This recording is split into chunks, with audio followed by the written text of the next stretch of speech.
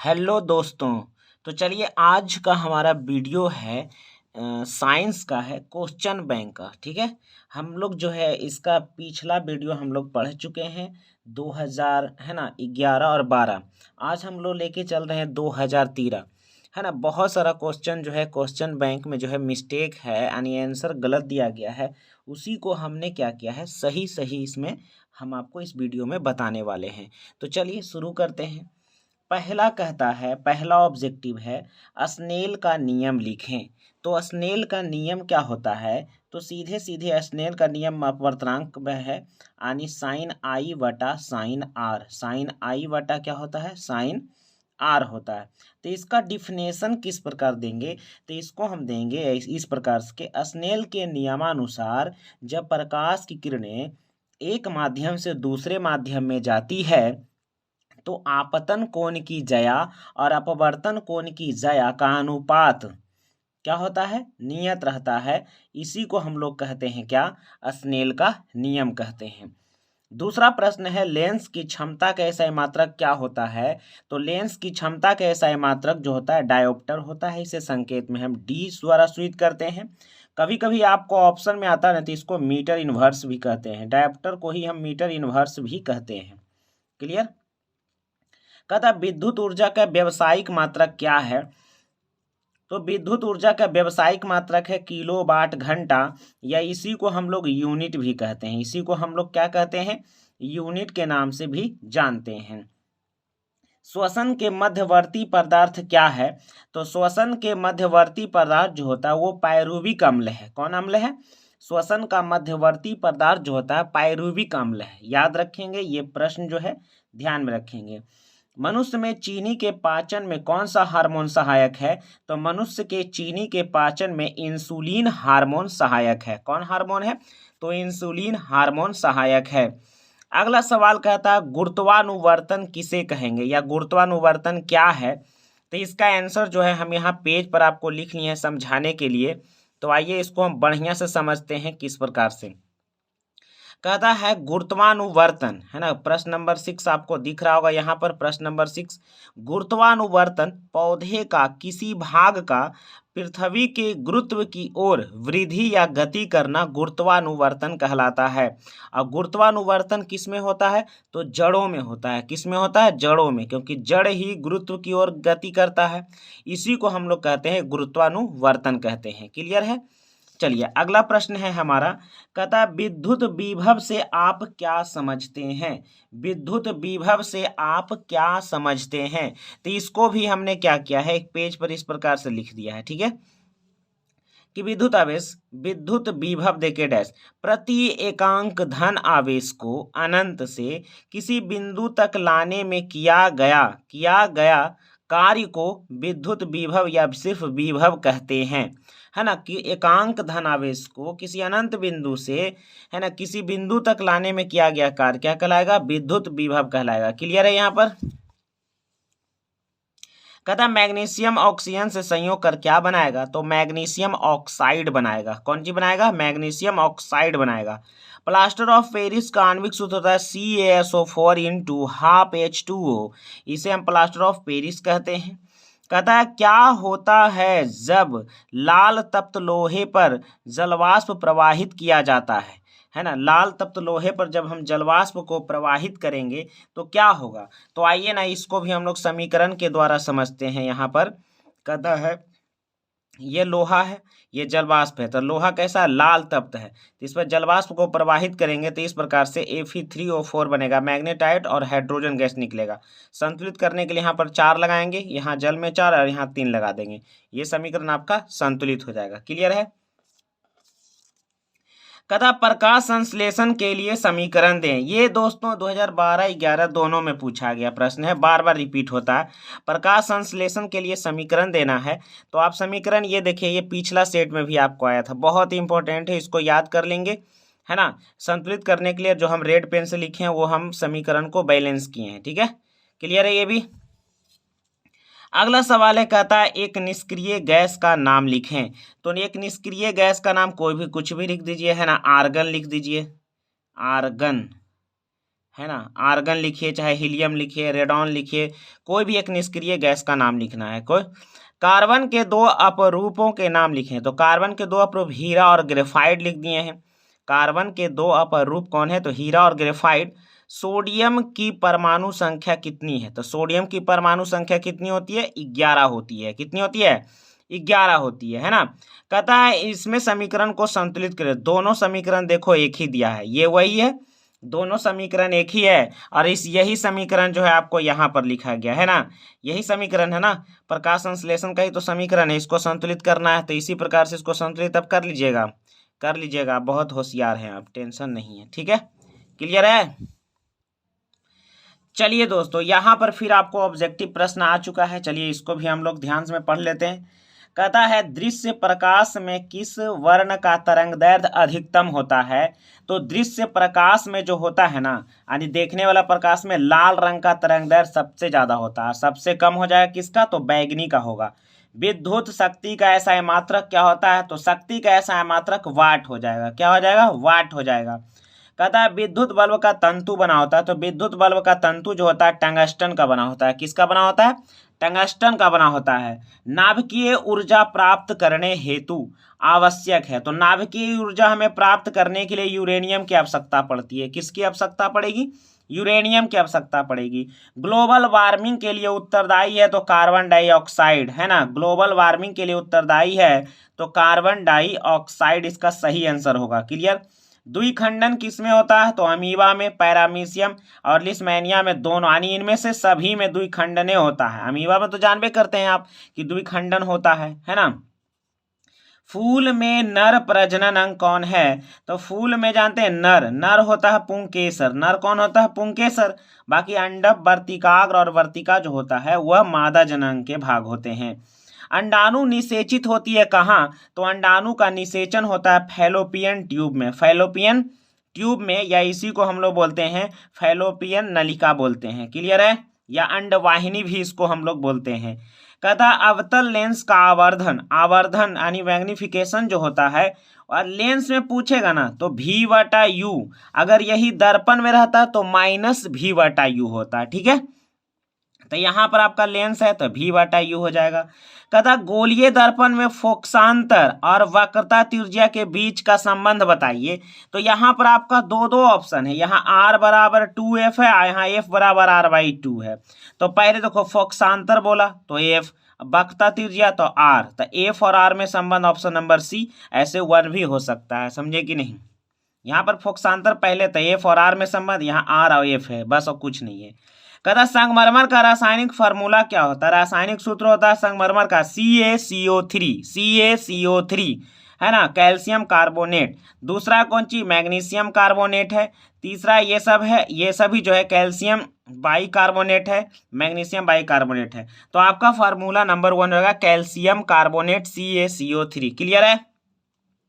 कहता COOH अभिक्रिया से मिला, ये COOH जो है ना, ये क्या है, कार्बोक्सिलिक अम्ल है, कार्बोक्सिलिक अम्ल है, यानी ऑप्शन नंबर C एक अम्ल का उदाहरण है। कीटोन का CO जानते हैं, एल्डिहाइड का भी आप जानते हैं क्या होता है, CHO, ईथर का O होता है, तो एक ही तो बचा ना, COOH कार्बोक्सिलिक अम्ल होता है। कहता अगला सवाल जो आपका दिया गया है, अच्छा ऑप्शन आपको नहीं दिख रहा था, ये COOH अभिक्रियाशील कार्बोक्सिलिक अम्ल है, ठीक है, यही समझा रहे थे हम आपको। अगला प्रश्न है, देखिएगा ध्यान से। कहता है प्रकाश संश्लेषण क्रिया में ऑक्सीजन बाहर निकलता है, तो प्रकाश संश्लेषण में ऑक्सीजन बाहर निकलता है जल से, किससे निकलता है, जल से निकलता है। मैग्नीशियम पाया जाता है, तो मैग्नीशियम पाया जाता है क्लोरोफिल में, कौन फिल में, क्लोरोफिल में पाया जाता है।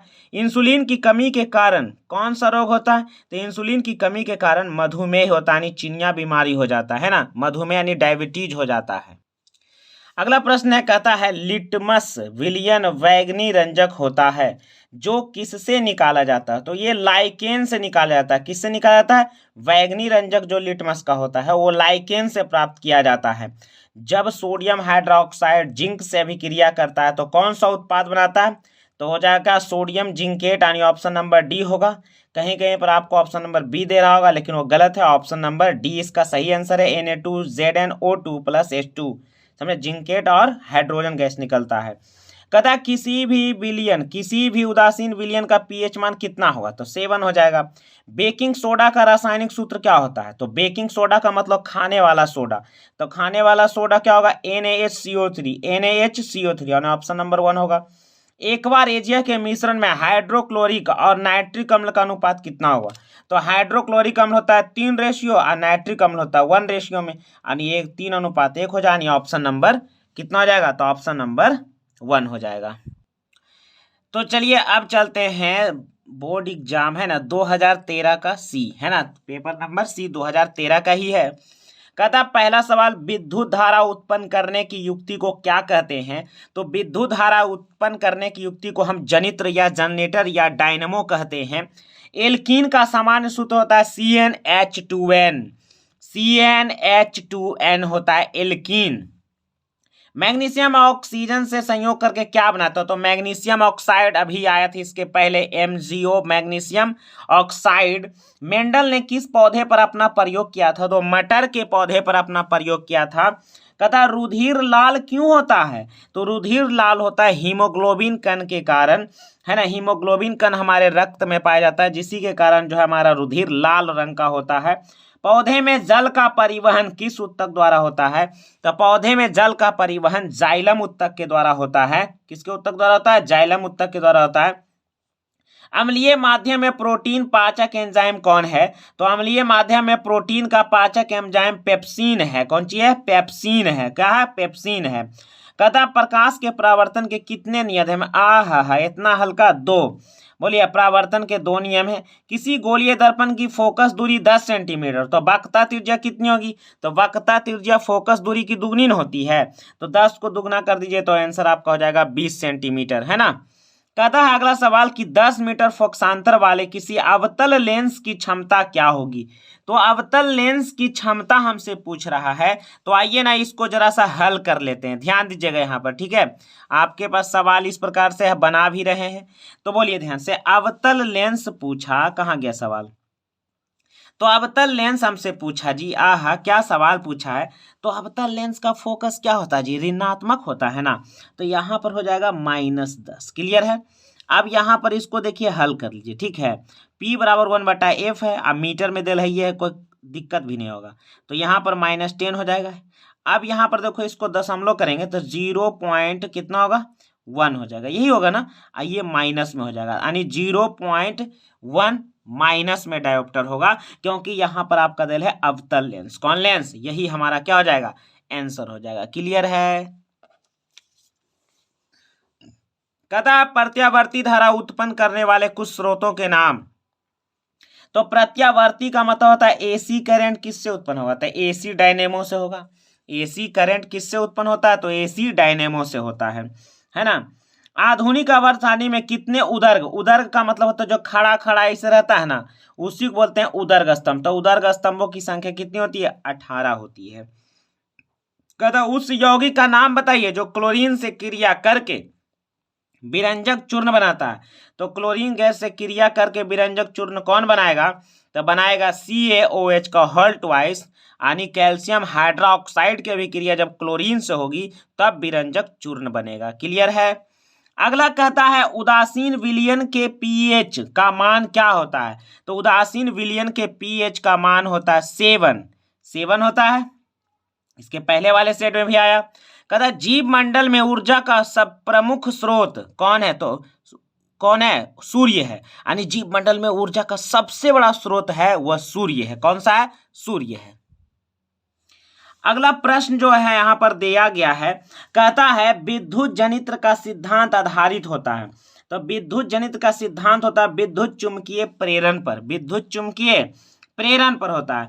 एक विलयन लाल लिटमस को नीला करता है, उसका पीएच मान क्या है, तो एक विलयन लाल लिटमस को नीला कर दे, तो लाल को नीला कर दे, है ना, तो क्षार न होगा जी, क्षार क्रम कौन है, क्षार 7 से ज्यादा होता है, 7 से ज्यादा कौन है, 10 होगा आंसर। कहता है कौन सा समावयवी है, समावयवी कौन सा में है, मैंने समान अवयव किस में है, तो ऑप्शन नंबर सी में देखिए, कार्बन 2 गो है ना इसमें कार्बन, यहाँ पे देखिए C और C देखिए 2 गो हो गया। हाइड्रोजन यहाँ देखिए 5 और 1 हाइड्रोजन 6, इधर भी हाइड्रोजन देखिए 3 और 3 6, ऑक्सीजन एगो तो एक में ऑक्सीजन एगो, यानी समान अवयव किस में मिल रहा है, तो ऑप्शन नंबर सी में मिल रहा है। इस सेट में आप लोग बनाए हैं उसमें आया भी है। कहता निम्नलिखित में कौन अधातु है, तो अधातु इसमें कौन है, कार्बन है। कार्बन कैसा है, अधातु है। कहता है एथेनॉल की क्रिया मूलक है, तो एथेनॉल का मतलब होता है क्या, एथिल अल्कोहल, तो अल्कोहल वगैरह OH, कौन H, OH हो जाएगा, एथेनॉल का OH हो जाएगा, है ना, अल्कोहल समूह का है। शुक्राणु बनता है किसमें जी, तो हाइड्रोसिल यानी वृषण में, शुक्राणु का निर्माण वृषण में होता है। ऑक्सिन क्या है, तो ऑक्सिन एक प्रकार का पादप हार्मोन है। कौन हार्मोन है, पादप हार्मोन है, ठीक है, ऑक्सिन एक प्रकार का हार्मोन है। मनुष्य में वृक्क संबंधित है, वृक्क का मतलब होता है किडनी, तो किडनी किससे संबंधित है, तो उत्सर्जन से, हमारे शरीर का सबसे गंदा पदार्थ को यूरिया और अमोनिया को बाहर निकालता है हमारा वृक्क यानी किडनी, तो उत्सर्जन से हो जाएगा। सही आहार श्रृंखला कौन है, तो सही आहार श्रृंखला इसमें कौन है, तो घास है, घास को खाएगा हिरन है, हिरन को खा जाएगा शेर, यानी ऑप्शन नंबर कौन हो जाएगा, 4 हो जाएगा। क्लियर है। कहता है ना पक्षी और चमगादड़ के पंख होते हैं, तो पक्षी और चमगादड़ के पंख जो होते हैं, तो ध्यान दीजिएगा, अगर कार्य समान है तो समवृत्त हो जाएगा, और कार्य अगर अलग अलग हो गया तो समरूप हो जाएगा, ठीक है, कुछ हो जाएगा समरूप, समजात हो जाएगा, समवृत्त को ही समरूप कहते हैं। फिर से हम बोलते हैं, जब दोनों जीवों में अंगों का कार्य समान हो तो उस समवृत्त कहलाएगा या समरूप कहलाएगा, ठीक है। और जब दोनों जीवों में अंगों का है ना, अंग जिसका कार्य क्या हो ना, कार्य क्या हो, अलग अलग हो, तो वह कहलाएगा समजात, ठीक है। ये सिर्फ उत्पत्ति के दृष्टि से समान होते हैं, ठीक। तो बताइए पक्षी और चमगादड़ के पंख उड़ने का काम करता है, तो यह जो है क्या होगा, समवृत्त हो जाएगा। कौन वृत्त हो जाएगा, समवृत्त हो जाएगा, कार्य दोनों का समान है ना, तो ऑप्शन नंबर बी हो जाएगा। कहता है किसी बिंब का अवतल दर्पण द्वारा बना प्रतिबिंब आभासी माने सीधा और बिंब से बड़ा पाया जाए, तो बताइए कहाँ रखेंगे। अरे यार ये वही दाढ़ी बनाने वाला, समझे, मैंने दाढ़ी बनाने के लिए हम चेहरा को कहाँ रखेंगे, वही प्रश्न को घुमा के पूछा और कुछ ने पूछा, तो हो जाएगा दर्पण के ध्रुव और मुख्य फोकस के बीच हम रखेंगे। कहता है एक उत्तल लेंस होता है, तो एक उत्तल लेंस क्या होता है ना, किनारे के अपेक्षा बीच में मोटा होता है। उत्तल लेंस ऐसे ना हो भाई जी, ऐसे हो भाई, ऐसे हो भाई उत्तल लेंस, तो बोलो बीच में मोटा है, किनारे में कौची है, पतला है, तो वही है किनारे की अपेक्षा बीच में मोटा, यानी ऑप्शन नंबर सी हो जाएगा। मानव नेत्र के जिस भाग पर किसी वस्तु का प्रतिबिंब है या बनता है वह क्या कहलाता है, तो जिस पर फोटो बनेगा वह कहलाएगा दृष्टिपटल, इसी को इंग्लिश में हम लोग रेटिना कहते हैं। क्या कहते हैं, रेटिना कहते हैं। विद्युत शक्ति का एसआई मात्रक क्या होता है, तो विद्युत शक्ति का एसआई मात्रक, बाप रे बाप, ये पूछवे के पिछला चैप्टर में वाट कहते हैं। अब यहाँ पर आ जाओ, ये जो क्वेश्चन देख रहे हो, यहाँ पर वोल्ट दिया, यहाँ पर वाट दिया गया है, फिर कहता है 110 वोल्ट से हम जोड़ देंगे तो उसमें शक्ति, फिर से वही पूछ रहा, वाटे पूछ रहा, ठीक, मैंने 220 वोल्ट पर इतना, तो 110 वोल्ट पर कितना, तो इसको देखो हम लोग कैसे बनाते हैं, यहाँ पर ध्यान देना, देखो ध्यान से, आ जाओ, इसको जरा सा हल करके आपको दिखाते हैं, उसके बाद फिर आपको शॉर्टकट नियम बताएंगे, ठीक है। तो यहाँ पर देखो भी हमको दिया, पी भी हमको दे दिया है, तो यहाँ से हम पहले धारा निकाल लेते हैं। तो बताइए फार्मूला होता है P बराबर वी आई, P बराबर कौन आई होता है, वी आई। बोलो P के मान दे कितना जी 100 वाट, अब V के मान तोरा कितना दे 220, तोरा आई पहले निकाल लीजिए, ठीक है। अब यहाँ से क्या करो ना, 220 इधर आएगा भागा में, तो 100 बटा हो जाएगा 220, इधर बच जाएगा क्या जी आई। अब यहाँ से तुम काटो, 0 0 खत्म, यहाँ से काटो, 5 दूना 10, 11 दूनी 22, यानी आपके पास जो आ गया है आई बराबर 5/11 एम्पियर, यही आया ना, आई बराबर 5/11 एम्पियर आ गया। अब यहाँ से तुम हल करो, कहता अब न है, अब जो इतना धारा वाला चीज है उसको हम 110 वोल्ट से जोड़ देंगे, यानी V बराबर दूसरा आया 110 वोल्ट, तो कह रहा पावर बराबर बताइए, तो P बराबर फार्मूला होता है वी आई, यही फार्मूला होता है पावर बराबर यानी शक्ति बराबर। तो यहाँ पर देखो ना, V का मान कितना है 110 है, और I का मान कितना लाया है, 5 बटा कितना लाया है 11 लाया है, तब तो 11 दहे के कहानी खत्म, आनी हो जाएगा कितना आंसर 50 वाट। कितना आंसर हो जाएगा? 50 वाट हो जाएगा। क्लियर है? तो ये तो हम आपको फार्मूला से हल करेंगे। देखिएगा ना कि तमाम 75 वाट दे देगा, जो बिल्कुल गलत है। ये तो हो गया इस प्रकार से। अब इसको देखो बहुत ही आसान तरीका से हल करते हैं। ठीक है, एक और नियम से। ठीक है, एक और नियम देखो ध्यान से। यहाँ इसको ऐसे हल कर दो। ठीक, कि जब जो है 220 वोल्ट है तो वाट है कितना? 100 वाट। ठीक है, तो 1 वोल्ट से जोड़ेंगे तो कितना हो जाएगा? तो 100 वाट बटा 220 हो गया। अब कह रहेगा 110 हम वोल्ट से जोड़ेंगे तब तो हो जाएगा 100 बटा 220। अब गुना क्या होगा? 100 इतना। अब बोलो करो 11 दूनी 22 और 2 से करो 50 दूनी 100, यानी तुम्हारा फाइनल आंसर आ गया 50 वाट। तो इस प्रकार से भी बना सकता है। नियम वही एक ही है, एक ही नियम आपको देखने में लगा, लेकिन फार्मूला ही है। समझे कि नहीं? क्लियर है यहाँ तक? एकदम गलत एकदम नहीं पढ़िएगा, समझे कि नहीं? गलत नहीं, जहां एकदम सही हम बता रहे हैं आप, है ना? देखिए ध्यान से आगे। कहता है निम्नलिखित में कौन सहसंयोजी यौगिक है? तो सहसंयोजिक यौगिक केकरा में होता है? एक जाति वाला में, यानी अधातुओं के बीच होता है। तो कार्बन भी अधातु, हाइड्रोजन भी अधातु। ऑप्शन नंबर पहले तो है। ये सब देखिए क्या है ना, इसमें वैद्युत संयोजक बंधन है, यानी आयन बंधन इस सब में बन रहा है। लोहे को जिंक से लेपित करने की प्रक्रिया गैल्वेनीकरण कहते हैं। वाह वाह, गैल्वेनीकरण। आधुनिक आवर्त सारणी में तत्वों के वर्गीकरण का आधार क्या था? तो आधुनिक यानी नयिका में मोस्ले जो 1913 में बनाए थे ना, उकर पूछ रहा। तो परमाणु संख्या, कौन संख्या था? परमाणु संख्या था। अगला है, कहता है इथाइल अल्कोहल किस प्रकार के श्वसन में बनता है? तो इथाइल अल्कोहल अवायवीय श्वसन में बनता है। कौन श्वसन? अवायवीय श्वसन में बनता है। स्वपोषी के लिए क्या आवश्यक है? तो स्वपोषी के लिए बताइए, कार्बन डाइऑक्साइड चाहिए, क्लोरोफिल भी चाहिए, सूर्य का प्रकाश भी चाहिए। तो एकरा में देखिए ना, ई ऑप्शन में दिया इनमें से कोई नहीं, गधा कहीं का। ई नहीं ना होगा, यहाँ पर होगा का इनमें से सभी, है ना? सभी चाहिए। कौन चीज चाहिए? सभी। तब ऑप्शन नंबर डी हो जाएगा, इनमें से सभी चाहिए। अब आइए, अब आते हैं 2014, यानी 2013 हम लोग पूरा जो ऑब्जेक्टिव प्रश्न को कंप्लीट कर चुके हैं। अब 2014 में हम लोग आ गए हैं। तो आइए ना, पहला प्रश्न है, कहता कौन से लेंस में वास्तविक और आभासी दोनों प्रकार के प्रतिबिंब बनते हैं? तो आपका आंसर हो जाएगा उत्तल लेंस। कौन लेंस हो जाएगा जी? उत्तल लेंस में दोनों प्रकार के प्रतिबिंब बनते हैं। कहता है स्पष्ट दृष्टि की न्यूनतम दूरी का मान कितना होता है? तो स्पष्ट दर्शन की न्यूनतम दूरी 25 सेंटीमीटर है। क्लियर है? विद्युत हीटर में तार की कुंडली जो होती है, तार की जो कुंडली होती है वह किस तत्व की बनी होती है? तो नाइक्रोम की। तो नाइक्रोम एक मिश्र धातु है, और नाइक्रोम केकरा केकरा से मिलल है? तो एक बोले ना, न से निकेल और क से क्रोमियम, यानी निकेल और क्रोमियम नामक दो तत्वों से मिलकर इसकी कुंडली बनी होती है। बायोगैस का मुख्य घटक क्या होता है? मीथेन होता है। मीथेन का फार्मूला CH4 होता है। क्लियर है? ये पीछे भी आ चुका है ना? कहता है एक लेंस की क्षमता प्लस 5D है, यानी +5 डायोप्टर है, तो किस प्रकार का लेंस होगा? तो प्लस आ गया तो उत्तल लेंस, अब माइनस अगर रहता तो अवतल लेंस हो जाता। कहता है किसी उत्तल लेंस द्वारा वस्तु का आभासी आवर्धित बना प्रतिबिंब बनने के लिए वस्तु की स्थिति कहाँ होनी चाहिए?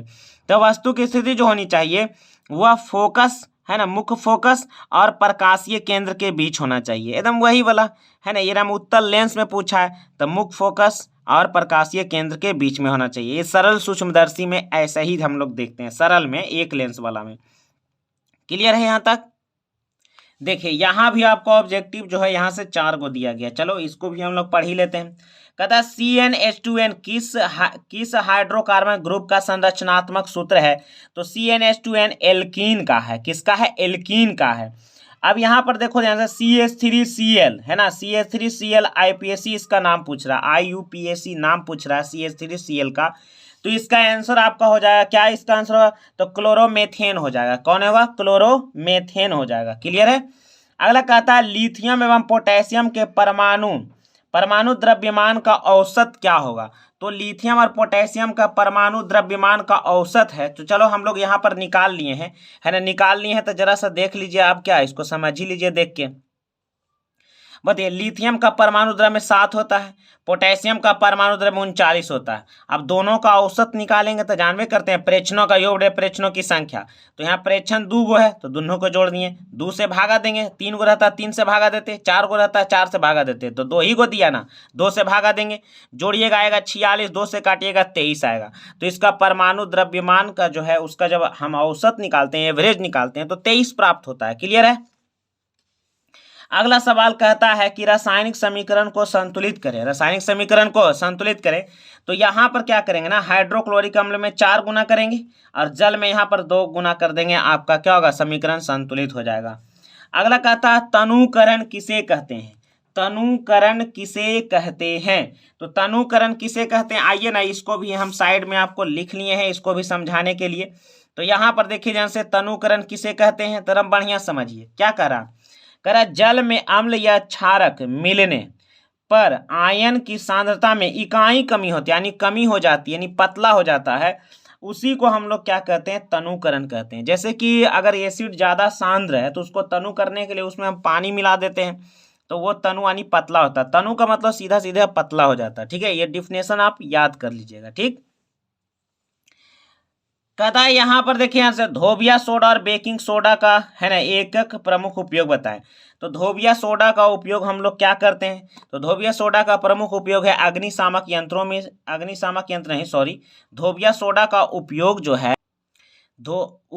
है कहाँ करेंगे, तो कांच उद्योग में करेंगे। बेकिंग सोडा का उपयोग हम लोग कहाँ करेंगे, तो भोज्य पदार्थ को खस्ता यानी सॉफ्ट बनाने के लिए करेंगे। क्लियर है यहाँ तक। अब यहाँ पर देखो ध्यान से, यहाँ पर कहता है परजीवी किसे कहते हैं। बायोलॉजी में देखो 1 नंबर का यहाँ पर भी 5 प्रश्न है। परजीवी किसे कहते हैं, तो परजीवी यानी वैसे जीव जो अपना पोषण के लिए दूसरे जीव पर आधारित हो से परजीवी कहेंगे। जैसे मच्छर हो गया है ना, जैसे मच्छर है, जोंक है, ये सब परजीवी है। कहता अनुवांशिकी के जनक कौन है, तो ग्रेगर जोहान मेंडल है। अनुवांशिकी के जनक कौन है, तो ग्रेगर जोहान मेंडल है। अगला कहता है निषेचन किसे कहते हैं, तो जब नर युग्मक और मादा युग्मक का संयोग होता है तो वह क्रिया निषेचन कहलाता है ना। जब नर युग्मक और मादा युग्मक का संयोग होता है तो वह क्या कहलाता है, निषेचन कहलाता है। कहता मानव निर्मित किसी एक जैव निम्नीकरण पदार्थ का नाम बताइए। जैव निम्नीकरण का होता है जीवों के द्वारा बनाया गया वैसा पदार्थ जो प्रदूषण ना फैलाता हो, यानी यार आसानी से सड़ गल जाता हो। तो एक आंसर हम बता सकते हैं कागज। कागज जो है ये प्रदूषण नहीं फैलाता, ये सड़ गल जाता है ना, जैव अपघटक पदार्थ है। कहता रक्त किस प्रकार का उत्तक है, तो रक्त जो है संयोजी है, यानी तरल संयोजी उत्तक है। कैसा संयोजी है, तरल संयोजी उत्तक है। क्लियर है यहाँ तक। अब आइए ये वस्तुनिष्ठ प्रश्नों में। कहता है विद्युत चुंबक बनाने के लिए प्रायः छड़ का उपयोग होता है। तो विद्युत चुंबक हम बनाएंगे, इसी को हम लोग कहते हैं अस्थाई चुंबक, यानी जब तक करंट है तब तक चुंबक जैसा व्यवहार करेगा, करंट बंद किए चुंबक का व्यवहार भी खत्म हो जाएगा। तो विद्युत चुंबक बनाने के लिए किस पदार्थ के छड़ का उपयोग, तो नरम लोहा। कौन लोहा, नरम लोहा। और वही कहता है स्थायी चुंबक बनाने के लिए तो हो जाता है इस्पात, लेकिन विद्युत चुंबक अस्थायी होता है। हमारे घरों में जो विद्युत आपूर्ति की जाती है वह 220 वोल्ट प्रत्यावर्ती यानी एसी करंट होता है। 220 वोल्ट का एसी करंट हमारे घरों में आता है। कहता है किसी वस्तु का प्रतिबिंब आंख के जिस भाग पर बनती है या पड़ता है उसे हम कहते हैं रेटिना। रेटिना को ही तो दृष्टिपटल कहते हैं, पीछे अभी सेट में आया था ना। कहता है एक स्वस्थ आंख के लिए दूर बिंदु होता है, तो स्वस्थ आंख के लिए दूर बिंदु अनंत होता है। कितना होता है, अनंत होता है। अगला सवाल है, कहता है जीवाश्म ईंधन की ऊर्जा का वास्तविक स्रोत क्या है। तो जीवाश्म ईंधन यानी जीवों के अश्म से प्राप्त है, तो इसमें हो जाएगा इनमें से कोई नहीं, इनमें से कोई नहीं होगा। कहता है विद्युत चुंबकीय प्रेरण की खोज किसने की थी, तो माइकल फैराडे ने की थी। माइकल फैराडे ने की थी। जो नेत्र निकट स्थित वस्तु को साफ साफ नहीं देखता है, तो देख सकते उस नेत्र में क्या है, तो बोलिए। कह रहा है निकट के वस्तु को साफ साफ नहीं देख रहा, यानी दूर की वस्तु को साफ देख रहा, तो जो देखा ना वही वाला दोष होता है। तो यहाँ हो जाएगा दूरदृष्टि दोष, दूरदृष्टि दोष हो जाएगा। कहता समीकरण में देखिए कैल्शियम कार्बोनेट जो है ना टूट गया है कैल्शियम ऑक्साइड और कार्बन डाइऑक्साइड में, तो ये टूट गया है ना जी, तो इसी को हम लोग कहते हैं वियोजन। वियोजन का मतलब होता है टूटना, तो वियोजन अभिक्रिया है। कौन अभिक्रिया है? वियोजन अभिक्रिया है। शाक सब्जियों का विघटित होकर कंपोस्ट बनना किस अभिक्रिया का उदाहरण है? तो ये हो जाएगा ऊष्माक्षेपी। कौन छेपी? ऊष्माक्षेपी का उदाहरण है। कहता है निम्नलिखित में कौन बीजातीय, बाप रे बड़ी भी आई है, याद रखिएगा इसको, कौन बीजातीय है?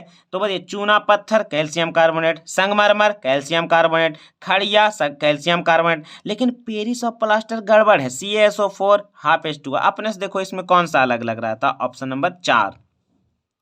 कहता पीएच में कौन सा मान क्षारक, क्षार कहाँ होता है? 7 से ज्यादा, तो 7 से ज्यादा ऑप्शन में कौन है? तो 13 हो जाएगा। कौन सा अधातु, अधातु बोला दोस्त, अधातु कमरे के ताप पर द्रव रहेगा तो ब्रोमीन, अगर धातु बोलता ना तो हो जाता पारा, लेकिन यहाँ पर अधातु लिखा है तो क्या हो जाएगा? यहाँ पर अधातु है तो हो जाएगा ब्रोमीन। कहता सीसा और टीन मिश्र धातु है, तो सीसा और टीन मिश्र धातु है सोल्डर। कौन सी है? सोल्डर, सोल्डर है, यानी इसका विद्युत फ्यूज भी बनता है। ऑक्सीजन के 2 परमाणुओं के बीच कितने आबंध पाए जाते हैं? तो ऑक्सीजन के 2 परमाणुओं के बीच में पाए जाते हैं का 2 आबंध पाए जाते हैं। कितने आबंध पाए जाते हैं? 2 आबंध पाए जाते हैं। निम्नलिखित में किसे आप उपभोक्ता की श्रेणी में रखेंगे? ठूसने वाला एरम कौन है? खाने वाला, तो खाने वाला जंगली जानवर, बाकी सब तो उगाने वाला है। पेड़ पौधे जो होते हैं उत्पाद के श्रेणी में होते हैं, उपभोक्ता के श्रेणी में नहीं होते हैं, तो जंगली जानवर उपभोक्ता है। क्लियर है? अगला सवाल देखिए ध्यान से, हमसे क्या कह रहा है? कह रहा है कि कवक में पोषण के लिए कौन सी, तो कवक होता है मरा हुआ चीज पर, नहीं सूखल साखल लकड़ी पर उग जाता है, तो कवक हो गया मृत जीवी। कौन जीवी? मृत जीवी। मुकुलन द्वारा प्रजनन होता है किस में? तो मुकुलन होता है ईस्ट में, है ना, एगो हाइड्राम होता है। मानव में डायलिसिस की थैली होती है तो नेफ्रॉन की, किसमें? नेफ्रॉन। न्यूरॉन मत मारना, न्यूरॉन तो हो जाएगा मस्तिष्क में, तो मानव में डायलिसिस की थैली कहाँ? नेफ्रॉन से संबंधित है। किससे संबंधित है? नेफ्रॉन से। यहां पर देखो अगला सवाल कह रहा है कि पुष्पी पौधों में लैंगिक जनन किसके द्वारा होता है? तो फूलों के द्वारा होता है। लैंगिक जनन किसके द्वारा? फूलों के द्वारा होता है। निम्न में से कौन सा एक जैविक प्रक्रम द्वारा अपघटित होने वाला पदार्थ है? माने जीवों के द्वारा अपघटित कौन हो जाएगा? तो सूखा घास पत्ता, बाकी ये सब सड़ेगा गलेगा नहीं, यानी ऑप्शन नंबर 1 हो जाएगा। आइए 2014 का सेकेंड सीटिंग का, ये फर्स्ट सीटिंग हम लोग भी पढ़ रहे थे, ये सेकेंड सीटिंग है। कहता अवतल दर्पण के सामने वस्तु को कहाँ रखा जाए कि प्रतिबिंब का साइज समान साइज का बनेगा? ठीक है, तो अवतल दर्पण में जानते हैं या तो लेंस में रहे, दोनों में वक्रता केंद्र पर ही रखेंगे। कहाँ रखेंगे? यानी फोकस दूरी के दुगने दूरी पर, यानी उसको हम वक्रता केंद्र कहते हैं। तो क्या होगा? समान आकार का प्रतिबिंब प्राप्त होगा। कहता किस वर्ण के प्रकाश का, यानी किस वर्ण के तरंग दैर्घ्य सबसे ज्यादा होता है? तो सबसे ज्यादा तरंग किसका होता है? लाल का होता है। कहता किस लेंस को अभिसारी लेंस भी कहते हैं? तो अभिसारी लेंस का मतलब सभी को एक, यानी फोकस पर सबको क्या करना? फोकसित कर देना, तो वह उत्तल लेंस हो जाएगा। कौन लेंस हो जाएगा? उत्तल लेंस हो जाएगा। अगर दर्पण कहता तो अवतल दर्पण होता, यहाँ लेंस पूछा तो उत्तल हो जाएगा।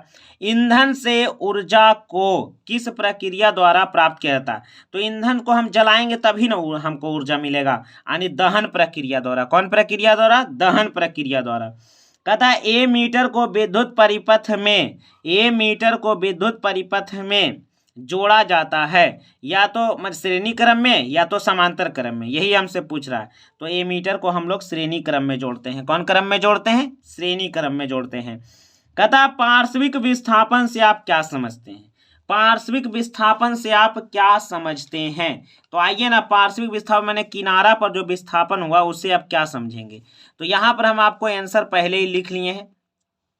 कहता कांच की सिल्ली से प्रकाश के अपवर्तन में आपतित किरण और निर्गत किरण के बीच लांबिक दूरी को हम लोग पार्श्विक विस्थापन कहते हैं।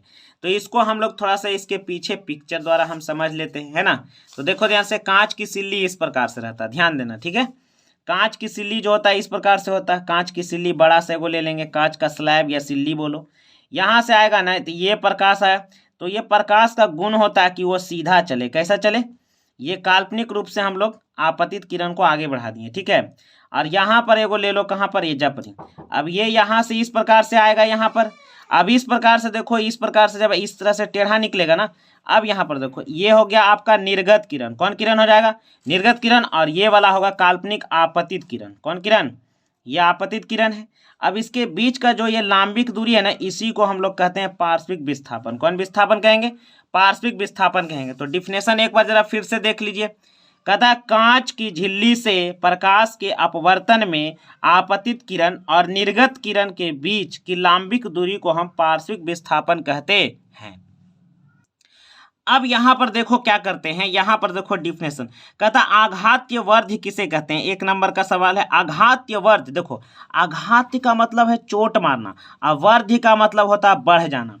यानी लिखेंगे धातु का वह भौतिक गुण जिस पर चोट या प्रहार करने से वह फैलता है यानी बढ़ जाता है, यानी उस फैलने का काम यानी बढ़ जाता है, तो उसे हम कहेंगे आघात्य वर्धी। कौन वर्धी कहेंगे, आघात्य वर्धी कहेंगे, है ना। इसी गुण के कारण धातु का चादर बनाया जाता है, देखे होंगे धातु का चादरा सब मार्केट में मिलता है कि नहीं मिलता है। तो आघात्य वर्ध के कारण ही धातु का चादर बनाया जाता है। और सबसे ज्यादा आघात्य वर्ध कौन है, तो सोना है, ठीक है। अब सोना का चादर नहीं मिलता है, बहुत महंगा, नहीं चुरा लेगा ना। कहता ध्वनिक किसे कहते हैं, तो धातु का वह भौतिक गुण जिस पर चोट या प्रहार करने से विशेष प्रकार की ध्वनि उत्पन्न होती है, उसे हम क्या कहते हैं, ध्वनिक कहते हैं। इसी गुण के कारण धातुओं की घंटियां बनाई जाती है। क्लियर है। कहता उभय धर्मी ऑक्साइड का एक उदाहरण दीजिए। तो उभय धर्मी ऑक्साइड का एक उदाहरण तो हम आपको देंगे ही, है ना, लेकिन उसके पहले हम थोड़ा सा इसका डिफिनेशन भी आपको बता देते हैं, ठीक है। तो उभय धर्मी ऑक्साइड किसे कहेंगे, तो कहेंगे वे ऑक्साइड जो अम्ल तथा क्षार दोनों के साथ क्रिया करता है। यानी देखो उभय का मतलब होता है दोनों में, है ना, धर्मी माने क्रिया करना। तो ये जो है ना, यानी वैसा ऑक्साइड जो अम्ल और क्षार दोनों के साथ क्रिया करे उसे हम उभय धर्मी ऑक्साइड कहते हैं। और यहाँ पर इसका एक एग्जाम्पल आपको दिए हैं, एल्युमिनियम ऑक्साइड Al2O3, Al2O3 ये दोनों प्रकार का भी क्रिया करता है, Al2O3। कहता है कि कैल्शियम और जिंक में कौन ज्यादा क्रियाशील है, तो ये पूछने वाला बात है। कैल्शियम सबसे ज्यादा जानवे करते हैं, जिंक से ज्यादा क्रियाशील है ना। कहता है एथीन का संरचनात्मक सूत्र क्या होता है, तो एथीन का फार्मूला होता है C2H4 हम लोग उसके पढ़ते हैं एथीन। तो यहाँ पर देखो इसको फार्मूला हम लोग संरचना सूत्र लिखेंगे, तो इस प्रकार से हम लोग लिखेंगे, ये पीछे वाला भी आपको पूछा गया है एक बार, ठीक है। तो एथीन का संरचना सूत्र आप लोग क्वेश्चन नंबर 15 आसानी से लिख सकते हैं। कार्बन के बाहर सिर्फ 4 बॉन्ड होना चाहिए, ये हमेशा ध्यान रखें, 1 2 3 4, 1 2 3 4 दोनों में। हाइड्रोजन का 4 गो है, कहानी खत्म, है ना, बहुत ही आसान है। अब देखो यहाँ पर आ जाओ बायोलॉजी में। कहता परागन किसे कहते हैं, परागन किसे कहते हैं, तो परागन आइए ध्यान से आपको हम समझाने के लिए बहुत अच्छा हम काम कर लिए, देखो ध्यान से आ जाओ। कहता देखो परागन किसे कहते हैं, तो पराग कोश से पराग कण जब मादा पुष्प के व्रतिकाग्र पर पहुंचता है ना, या कीटों के द्वारा या हवाओं के द्वारा या कोई अन्य जीव के द्वारा पहुंच जाता है, तो उस क्रिया को हम परागन कहते हैं। क्या कहते हैं, तो ध्यान से फिर से सुनो, पराग कोश से पराग कण जब मादा पुष्प के वर्तिकाग्र पर पहुंचता है तो उस क्रिया को परागन कहते हैं। क्या कहते हैं, परागन कहते हैं। क्लियर है। कहता है वृक्क किस तंत्र का एक भाग है, तो वृक्क जानते हैं उत्सर्जन का, पीछे में भी बहुत बार ये सब रिपीट हो रहा है क्वेश्चन जी, है ना, उत्सर्जन। अच्छा अगला जो है ना HIV और एड्स का जो है फुल फॉर्म हमसे पूछ दिया, HIV और एड्स का हमसे क्या पूछा, फुल फॉर्म हमसे पूछ दिया है। तो आइए ना हम लोग इसका भी फुल फॉर्म लिख लेते हैं। HIV का फुल फॉर्म होता है, क्या होता है, ह्यूमन इम्यूनो डिफिशियंसी, है ना, वायरस, या तो सिर्फ इसका इतना दे सकता है ह्यूमन इम्यूनो वायरस बोल सकते हैं, है ना, ह्यूमन इम्यूनो डिफिशियंसी वायरस बोलिए। एड्स का full form acquired immuno deficiency syndrome होता है। क्लियर है, याद कर लीजिएगा आप, ये एग्जाम में पूछने की संभावना है। कहता है पुष्प में नर तथा मादा युग्मकों को क्या कहते हैं, तो देखो फूल में हमसे पूछ रहा है, किसमें, फूल में। तो फूल में जो है ना नर युग्मक को हम लोग परागकण कहते हैं, और मादा युग्मक जो होता है अंडाशय में उसे हम अंडाणु कहते हैं। ये याद रखना, नर पुष्प में नर युग्मक यानी परागकण और मादा युग्मक हो जाएगा अंडाणु जो अंडाशय में रहता है। क्लियर है। कहता है किण्वन किस प्रकार का श्वसन है, तो किण्वन में अवायवीय श्वसन है ना जी, किण्वन अवायवीय श्वसन का एक रूप है। क्लियर है। तो यहीं पर आ जाओ ना, सीधा ऑब्जेक्टिव प्रश्न भी यहाँ पर वस्तुनिष्ठ आपको दिया गया है, ये भी हम लोग देख लेते हैं। वो सब वन लीनियर क्वेश्चन था, ठीक है। अब यहाँ पर कहता है किसी चालक के छोर का विभवांतर भी प्रतिरोध आर और धारा जो है आई है, तो इसके बीच का संबंध क्या है, तो ये ऑप्शन नंबर सी होगा, आर बराबर भी बटा आई, आर बराबर भी बटा आई। कहता है यहाँ पर देखो ये सवाल आपका दिया गया है, इसको हम लोग हल कर लेंगे, ठीक है। तो यहाँ पर ये सवाल है यहाँ पर हम भी यहाँ लिख लिए हैं। कहता है 100 वाट और विद्युत वोल्ट यहाँ पर 200 250 वोल्ट दिया गया, ठीक है। तो धारा का मान यानी आई पूछ रहा है, तो हम फार्मूला तो जानबे करते हैं, P बराबर होता है वी आई। पी बराबर कौन आई होता है, वी आई, एकदम जानबे न करता है। अब यहाँ पर देखो, तो यहाँ पर देखो P का वैल्यू कितना है जी, तो 100 वाट है। अब V का मान कितना दे रहे हैं, तो 250 क्या है वोल्ट है, और ये आई हमसे पूछ रहा है। तो आई जब हमसे पूछा तो इन्हें 250 है गुना में, तो इन्हें भागा में चल जाएगा, तो हो जाएगा क्या जी 100, अब बटा नीचे हो जाएगा कितना 250, इधर होकर बच गया हमको आई। अब इसी को काटम द छट्टम कर दो, 0 से 0 खत्म, 5 × 25, आई हो गया कितना 5 दूनी 10, यानी इसको हम लोग कह देंगे कितना, तो 2/5 आई हो गया आई। तो इसको दशमलव में कन्वर्ट करिएगा तब 5 दूनी 10, 5 चौका 20, यानी 0.4 एम्पियर होगा, 0.4 एम्पियर। तो यानी ऑप्शन नंबर बी हो जाएगा, ऑप्शन नंबर कौन हो जाएगा, बी हो जाएगा, 0.4 एम्पियर। कहता विद्युत फ्यूज आधारित है, विद्युत फ्यूज आधारित है विद्युत धारा के उष्मीय प्रभाव पर, क्लियर है। कहता विद्युत धारा ऊष्मा उत्पन्न करने की युक्ति को क्या कहते हैं, तो विद्युत धारा हमें जनित्र से प्राप्त होता है, यानी जनरेटर से प्राप्त होता है। जब किसी चालक तार से विद्युत धारा प्रवाहित होती है तो गतिशील कण क्या होता है जी, इलेक्ट्रॉन होता है। उसमें गतिशील कौन सा है, इलेक्ट्रॉन उसमें गतिशील होते हैं। कहता है जीव द्रव्य ऊर्जा स्रोत का उदाहरण निम्नलिखित में कौन नहीं है, कौन सी है, नहीं है, तो नाभिकीय ऊर्जा। कौन ऊर्जा, नाभिकीय ऊर्जा। कहता पवन विद्युत जनित्र में पवन की चाल कम से कम कितनी होना चाहिए, तो 15 किलोमीटर पर घंटा, 15 किलोमीटर पर घंटा। पवनों का देश किसे कहते हैं जी, तो डेनमार्क को, 15 किलोमीटर पर घंटा, याद रखेंगे, ठीक। कहता है निम्नलिखित में कौन सा उत्पाद लेड नाइट्रेट को गर्म करने पर प्राप्त होता है, तो लेड नाइट्रेट को गर्म करेंगे तो नाइट्रोजन डाइऑक्साइड और ऑक्सीजन मिलेगा, यानी ऑप्शन नंबर आपका 4 हो जाएगा, नाइट्रोजन डाइऑक्साइड और ऑक्सीजन मिलेगा। कहता सोडियम क्लोराइड के जलीय विलयन में विद्युत धारा प्रवाहित करने का यह वियोजित होकर सोडियम हाइड्रोक्साइड बनता है, इस क्रिया को क्या कहेंगे, तो क्लोरो क्षार अभिक्रिया। देखिए सोडियम हाइड्रोक्साइड एक क्षार हो गया, इसके साथ क्लोरीन भी रहता है, तो क्लोरो क्षार अभिक्रिया होगा, ऑप्शन नंबर 1 होगा, ठीक है। कहता है इनमें कौन सही है, तो इनमें ऑप्शन नंबर बी सही है, Na2CO3 × 10H2, यानी 10% में मॉइस्चर होता है, यानी ऑप्शन नंबर बी होगा। कहता है निम्नलिखित में से चाकू से किसे काट सकते हैं, तो चाकू से हम लिथियम को काट देंगे। किसको काट सकते हैं, लिथियम का, जैसे हम पिछला वीडियो में आपको बताए थे कि किसको काटेंगे, लिथियम पोटेशियम और लिथियम पोटेशियम और सोडियम, ये तीनों को चाकू से काट सकते हैं। तो इसमें ऑप्शन में आपका लिथियम दिया गया है, हम भगा देंगे। कह रहा है निम्न में किस हाइड्रोकार्बन में 3 आबंध होते हैं, तो इसमें किस हाइड्रोकार्बन में आपको 3 आबंध इसमें देखने को आपको मिल रहा है, तो आइए ना इसमें हम आपको बताते हैं, ऑप्शन नंबर आपका सी हो जाएगा, ऑप्शन नंबर सी होगा। तो इसको चलिए ना थोड़ा सा यहाँ पर हम लोग देख लेते हैं कि कैसे होगा, ठीक है। तो आ जाओ यहाँ पर हम लोग देख लेते हैं इसको, ठीक। कार्बन कितना है जी, 3 है, तो कार्बन को 3 ले लो, 1 2 3 कार्बन ले लिया। अब हाइड्रोजन 4 है, तो 1 2 3 यहाँ पर हाइड्रोजन हो गया, क्लियर। एक हाइड्रोजन इसमें ले लो। अब यहाँ पर 4 गिनना कार्बन के बाहर, 1 2 3 4, यहाँ पर गिनो इसके बीच में 1 2 है, 3 4, ये कार्बन संतुलित। अब इसमें आ जाओ 1 2 3 4, ये भी हो गया। तो बोलो 3 आबंध किस में पाया जाए, तो C3H4, क्लियर है। कहता है कार्बोनिल ग्रुप प्रतिकारक कौन है, तो कार्बोनिल जानते हैं क्या होता है, कीटोन का ही होता है, समझे। कार्बोनिल का 2 होता है, कीटोन होता है, यानी CO इसका आंसर होगा, ठीक है। निम्नलिखित में कौन सबसे अधिक अभिक्रियाशील है, तो अधिक अभिक्रियाशील इसमें कॉपर हो जाएगा, समझे। तीनों में सबसे ज्यादा अभिक्रियाशील कौन है, कॉपर है। प्रकृति में पृथ्वी पर ऊर्जा का मुख्य स्रोत क्या है, तो प्राकृतिक में ऊर्जा का तो एक स्रोत है, सूर्य है। कौन है, सूर्य है। बिन फुस्टांग का ऊर्जा फ्री में लेते रहिए, है ना। कहता हरे पौधे कहलाते हैं। तो हरे पौधे क्या कहलाते हैं? उत्पाद कहलाते हैं। ये दूसरों को भोजन देते हैं, उत्पाद हो जाएंगे।